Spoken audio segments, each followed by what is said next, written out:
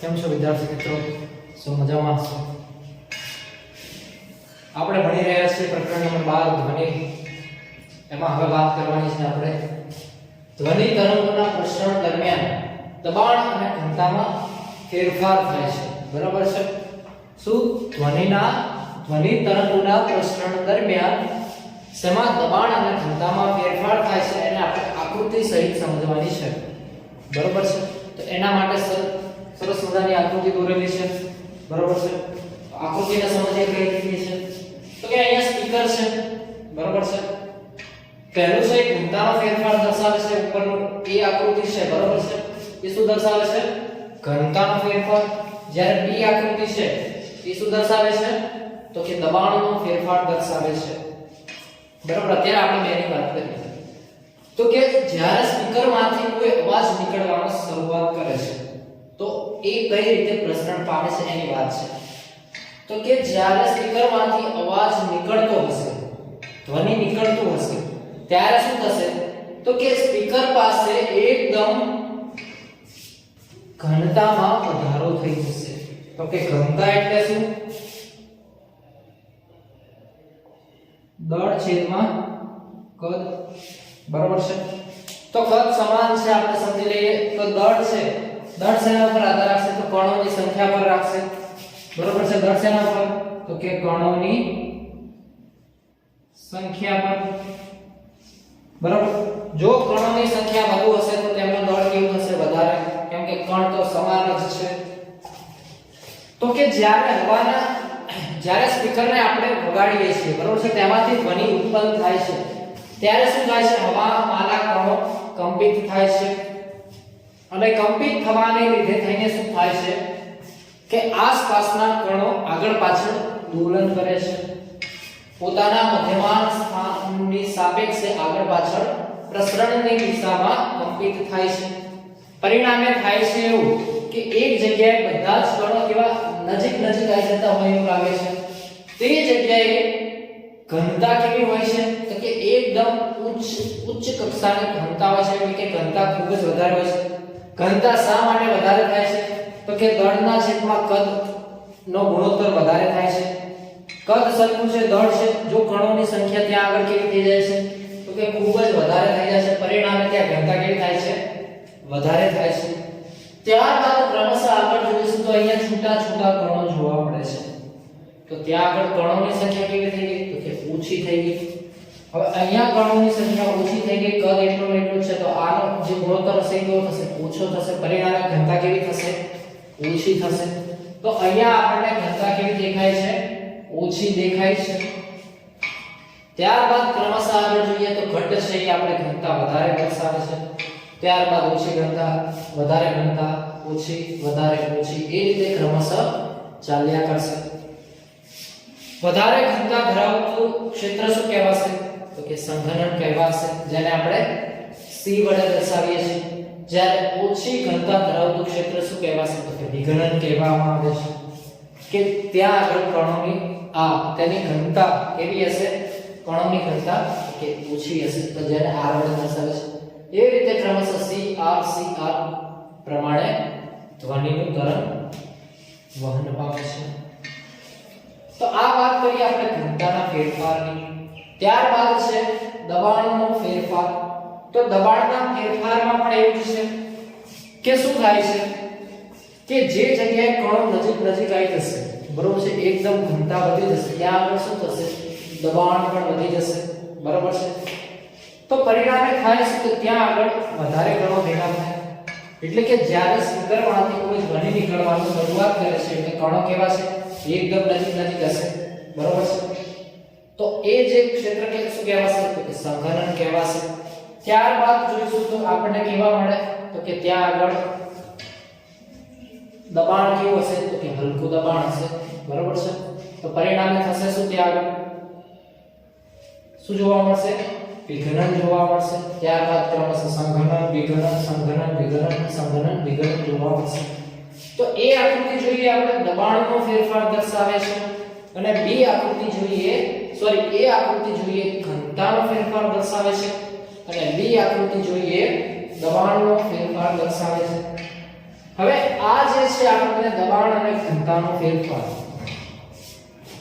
એને આપણે કોણ સ્વરૂપે સમજીએ, પરંતુ જો હવે એને આપણે એક આલેખ પ્રમાણે સમજીએ તો શું થશે તો કે અંતરની સાથે સાથે શું થશે એમાં ફેરફાર થતો હશે।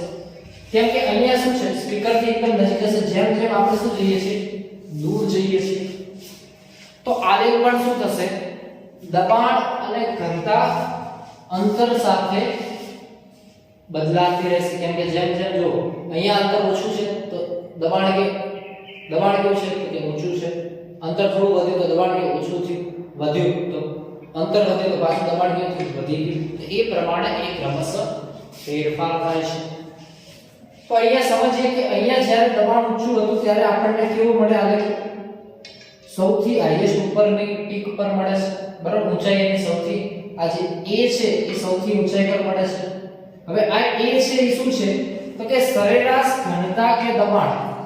હવે એવું તો હશે કે અહીંયા જેટલું દબાણ હશે એટલું જ અહીંયા હશે, અહીંયા જેટલું હશે એટલું અહીંયા હશે, અહીંયા જેટલું હશે એટલું અહીંયા જશે, કે એમાં થોડો ઘણો ફેરફાર હશે। તો એની જે સરેરાશ લઈએ એની સાપેક્ષની વાત છે કે અહીંયા સરેરાશ ઘનતા આટલી છે, તો પરિણામે થશે શું કે અહીંયા ઊંચું દબાણ થશે ત્યારે શું થશે આપણને જે આ ઊંચાઈ વાળો ભાગ છે એ સૌથી વધારે ઊંચાઈ પર મળશે। ત્યારબાદ આવશે હલકું દબાણ કે ઓછી ઘનતા, તો ત્યાં આગળ શું મળશે આપણને ખાડો મળશે, એટલે કે અહીંયા ટેકરો ખાડો ટેકરો ખાડો ટેકરો ખાડો। જ્યાં દબાણ ઓછું હશે ઘનતા વધારે હશે ત્યાં આપણને શું મળશે ટેકરો મળશે, જ્યાં ખાડો હશે દબાણ ઓછું હશે ઘનતા ઓછી હશે બરાબર છે ત્યાં આગળ આપણને શું મળશે ખાડો મળે છે। તો આટલી વસ્તુ ખ્યાલ આવી ગઈ છે બરાબર છે। તો આપણે જોઈએ કે ધ્વનિ જ્યારે માધ્યમમાં પ્રસરે છે ત્યારે શું ધ્વનિ જ્યારે માધ્યમમાં પ્રસરે છે ત્યારે ઘનતા તથા દબાણમાં ફેરફાર થાય છે બરાબર છે, અને એ આપણે આકૃતિમાં દર્શાવે છે એ પ્રમાણે આપણે લખી નાખ્યું છે કે ધ્વનિ જ્યારે માધ્યમની અંદર પ્રસરણ પામે છે ત્યારે ઘનતા કે દબાણમાં ફેરફાર થાય છે। ત્યારબાદ છે કોઈ નિશ્ચિત સમયે શું કીધું કોઈ નિશ્ચિત સમયે માધ્યમની ઘનતા તથા દબાણ તેમના સરેરાશ મૂલ્યની ઉપર અને નીચે અંતરની સાથે બદલાય છે। એટલે આપણે અહીંયા કીધું શું કીધું કે કોઈ નિશ્ચિત સમયની વાત છે, ધારો કે આપણે આટલા સમયની વાત કરીએ બરાબર છે, તો શું કે કોઈ નિશ્ચિત સમય માધ્યમની ઘનતા એટલે કે ઘનતા છે આ ઉપર હશે અથવા ઓછી, એટલે કે ઉપર નીચે અંતરની સાથે એટલે કે અંતર વધે છે આમ ઉપર નીચે થાય છે તો કે બદલાય છે। ખ્યાલ આકૃતિ a અને b દર્શાવે છે કે જ્યારે ધ્વનિ તરંગ માધ્યમમાં એટલે કે આકૃતિ a અને b દર્શાવે છે કે જ્યારે ધ્વનિ તરંગ માધ્યમની અંદર પ્રસરણ પામે છે ત્યારે માધ્યમની ઘનતા કે દબાણમાં કયા પ્રકારના ફેરફાર થાય છે। તો આપણે જોઈએ કે ઉચ્ચ દબાણ થાય છે, ઓછું દબાણ થાય છે, વધારે ઘનતા થાય છે, ઓછી ઘનતા થાય છે। તો કે હવા જેવા માધ્યમમાં ધ્વનિ જ્યારે પ્રસરે છે શું કીધું હવા જેવા માધ્યમમાં ધ્વનિ પ્રસરે છે ત્યારે માધ્યમના કણો પાસે આવી જાય છે। શું કીધું હવા જેવા માધ્યમની અંદર જ્યારે ધ્વનિ પ્રસરે છે ત્યારે શું થાય તો કે માધ્યમના કણો પાસે આવી જાય છે, તો તેને શું કહેવાય સંઘનન કહે છે। અને માધ્યમના કણો જો છૂટા થઈ ગયા હોય તો તેને શું કહે છે વિઘનન કહે છે। તો ખ્યાલ આવી ગયો સંઘનન અને વિઘનન, કે જો ભેગા થઈ જતા હોય તો શું કહેવાય સંઘનન, અને છૂટા થઈ જતા હોય તો વિઘનન કહે છે। તો કે સંઘનનને શૃંગ અને વિઘનનને ગર્ત વડે દર્શાવીએ તો ધ્વનિ તરંગનું સ્વરૂપ આકૃતિ સીમા દર્શાવ્યા મુજબ મળે। તો અહીં આપણે જોયું કે આપણને ટેકરો અને ખાડો મળે છે। જ્યારે ટેકરો મળે એટલે એનો મતલબ શું થયો કે તે જગ્યાએ ટેકરા મળવાની વાત છે, એટલે કે ઉપરની તરફ મળશે ત્યારે શું કહેવાશે તો કે તે જગ્યાએ સંઘનન છે, એટલે કે ત્યાં દબાણ ઊંચું છે, ઊંચી ઘનતા છે બરાબર, અને જ્યારે કહેવાશે શૃંગ એટલે કે ટોચ કહેવાશે। એ જ રીતે જ્યારે ખાડો બરાબર છે, ખાડાની વાત કરીએ તો ખાડો ક્યારે આવે તો કે જ્યારે ઘનતા સાવ ઓછી હશે, દબાણ સાવ ઓછું હશે ત્યારે શું થશે ખાડો રચાશે, પરિણામે તેને શું કહેશે ગર્ત કહે છે। તો જે ટેકરો રચાય એને શૃંગ કહીશું અને જે ખાડો રચાય એને ગર્ત કહીશું, એટલે કે શૃંગ અને ગર્ત, બરાબર છે। આ છે, આ જે પોઈન્ટ છે એ થશે ગર્ત, આ જે થશે એ શૃંગ થશે, એટલે કે ઊંચાઈ વાળો ભાગ થશે ગર્ત અને ખાડા વાળો ભાગ થશે, સોરી, ઊંચાઈ વાળો ભાગ થશે શૃંગ અને ખાડા વાળો ભાગ થશે ગર્ત। તો આ વસ્તુ ખ્યાલ આવી ગયો છે, બરાબર છે। હવે આપણે સમજીશું આના પછી આની ધ્વનિ તરંગના ગુણધર્મ, બરાબર છે। તો એ સમજીએ।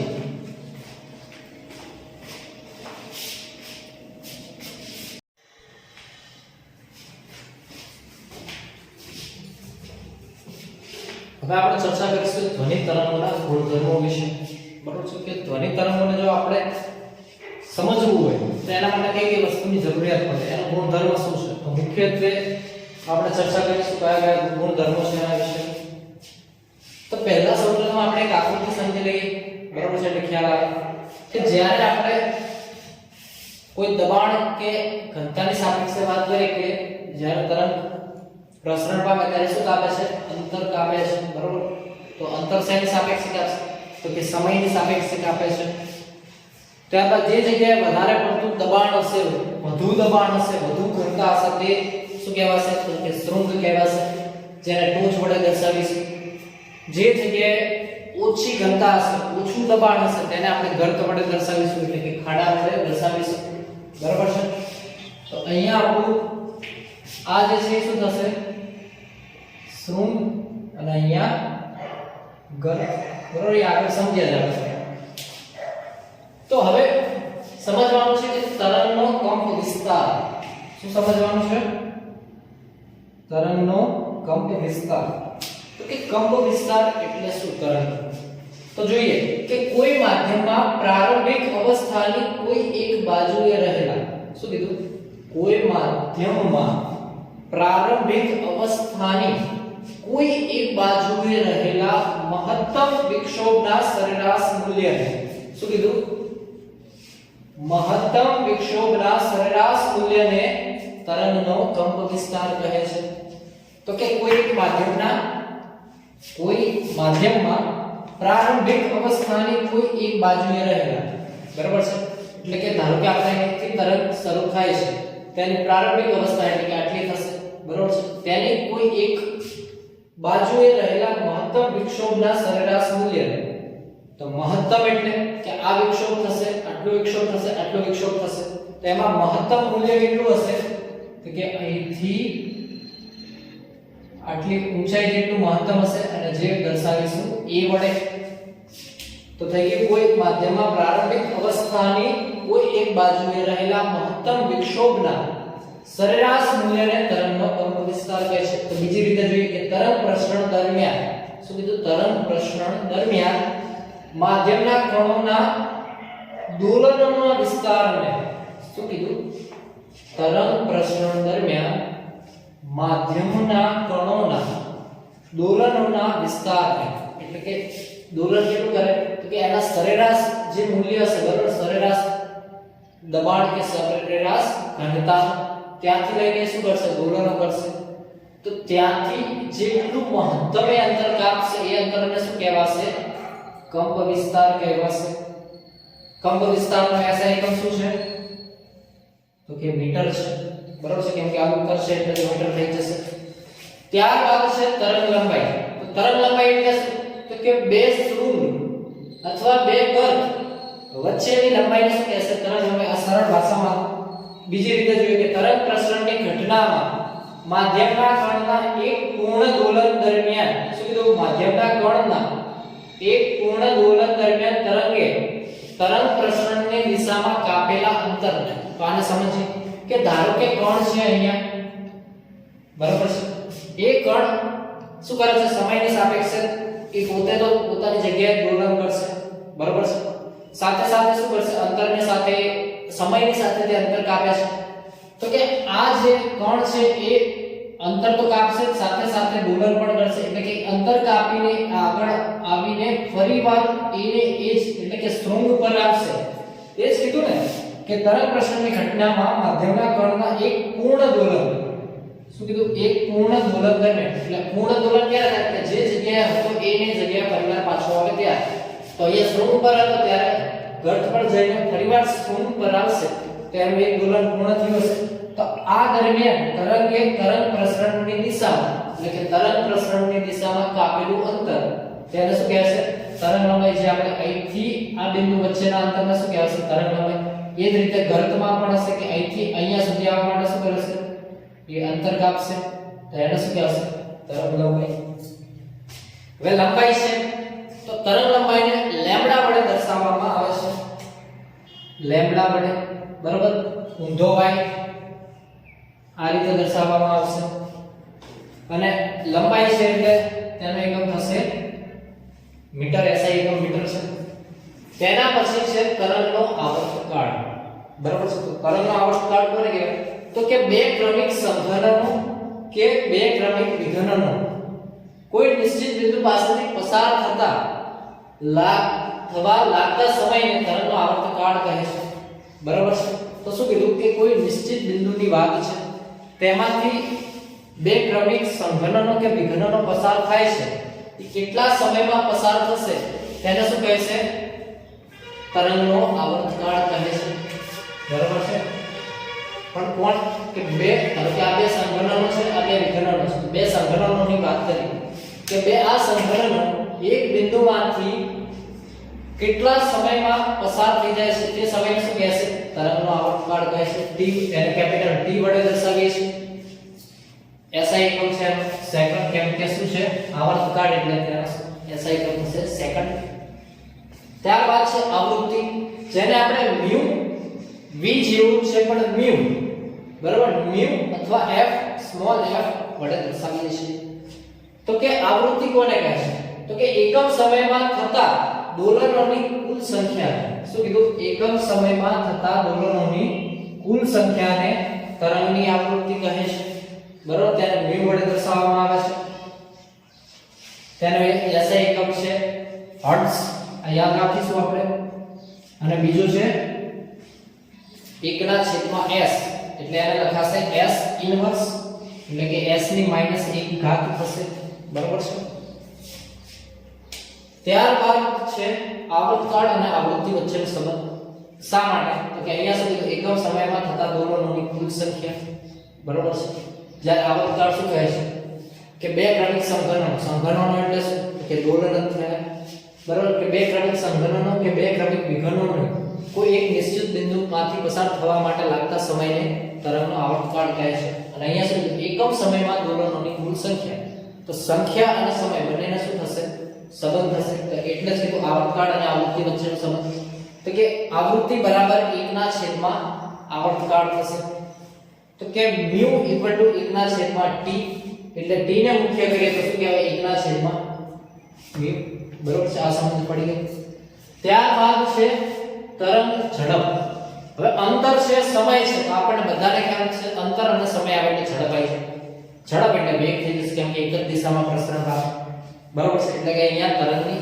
ઝડપ અથવા વેગની વાત છે તો કે ધ્વનિના પ્રસરણમાં તરંગના કોઈ એક બિંદુ કોઈ એક સંઘનન કે એક વિઘનન દ્વારા એકમ સમયમાં કાપેલા અંતરને શું કીધું એક સંઘનન એટલે કે આ એક સંઘનને શું કીધું એકમ સમયમાં કાપેલા અંતરને શું કહેવાશે વિઘનન બરાબર છે કે અહીંથી આ અહીંયા આવી જાય છે એને લેમ્બડા જેટલું અંતર કાપ્યું સમય થઈ ગયો આવર્તકાળ એટલે t જેટલો બરાબર છે તો ઝડપ બરાબર અંતરના છેદમાં સમય તરંગ લંબાઈના છેદમાં આવર્તકાળ ઝડપ બરાબર v બરાબર છે તરંગ લંબાઈ અંતર એટલે કે તરંગ લંબાઈ થશે આ જે શૃંગ છે એ આટલું અંતર કાપશે એટલે કે લેમ્બડા જેટલું અંતર કાપશે એટલે કે તરંગ લંબાઈ લેમ્બડા આવર્તકાળ એટલે સમય થયો તો t પણ t બરાબર શું છે તો એ આપણે અહીંયા જોયું t બરાબર 1/μ તો t બરાબર 1/μ એટલે v ને હવે અહીંયા આપણે t ની જગ્યાએ 1/μ મૂકીશું એટલે શું થશે v બરાબર લેમ્બડા * v v શું છે તો કે વેગ કે ઝડપ છે લેમ્બડા શું છે તો કે તરંગ લંબાઈ અને μ શું છે તો કે આપણી આવૃત્તિ થશે તો ખ્યાલ આવે ત્રણ વસ્તુ ઝડપ તરંગ લંબાઈ અને આવૃત્તિ વચ્ચેનો સંબંધ તો આપણને અહીંથી મળશે બરોબર એનું સૂત્ર છે v = લેમ્બડા μ ની જગ્યાએ આપણે બીજું લખી શકીએ v = લેમ્બડા f બરોબર છે, કેમ કે અહીંયા જોયું ને આપણે f વડે પણ દર્શાવી શકીએ છીએ એટલા માટે, બરોબર છે.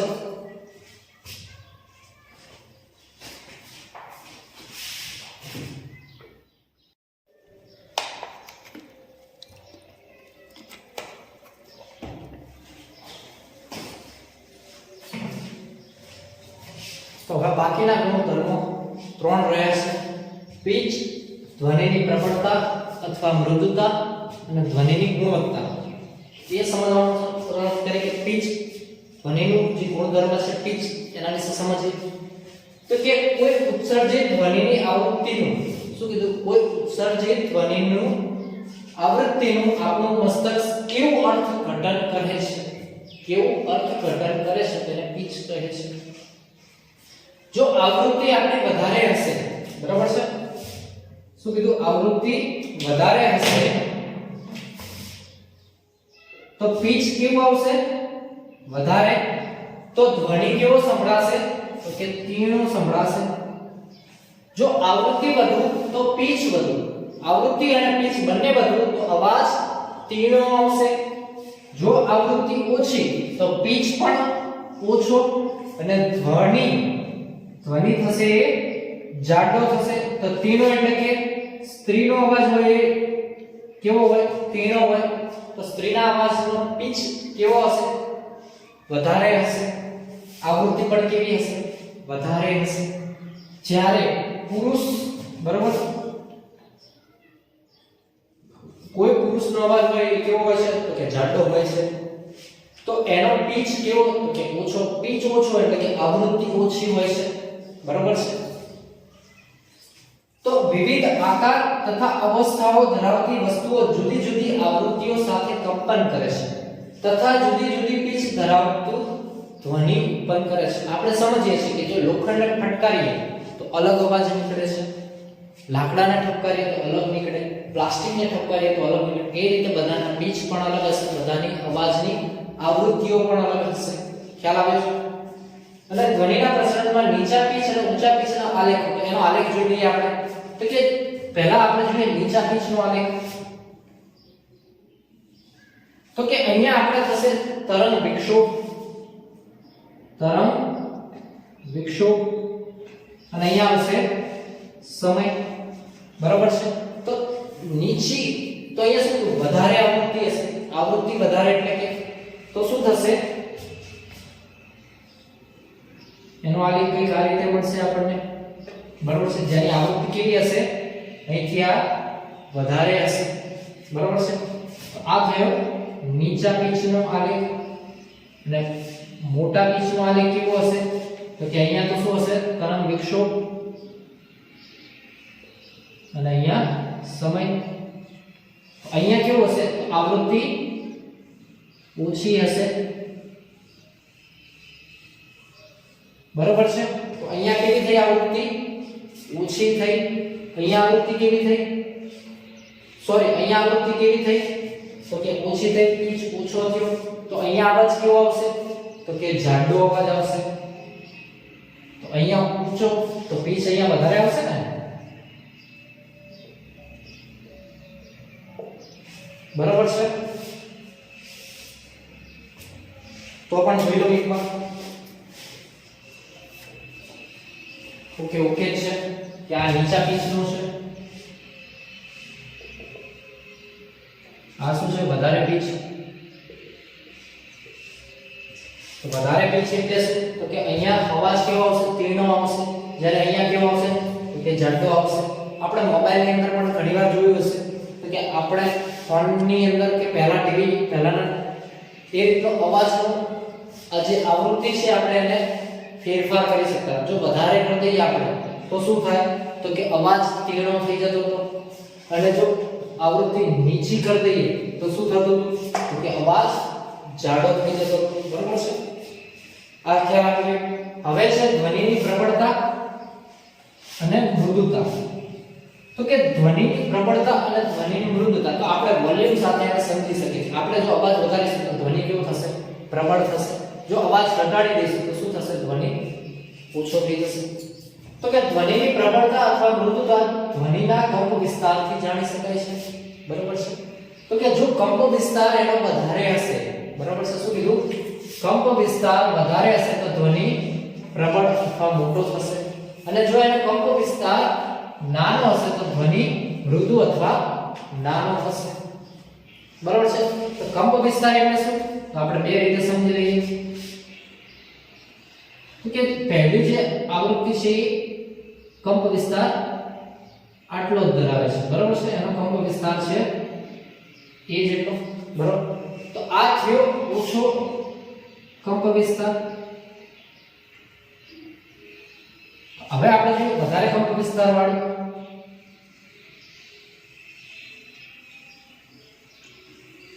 તો અહીંયા જે આ કંપ વિસ્તાર થશે એ કેવો થશે? તો કે વધારે કંપ વિસ્તાર,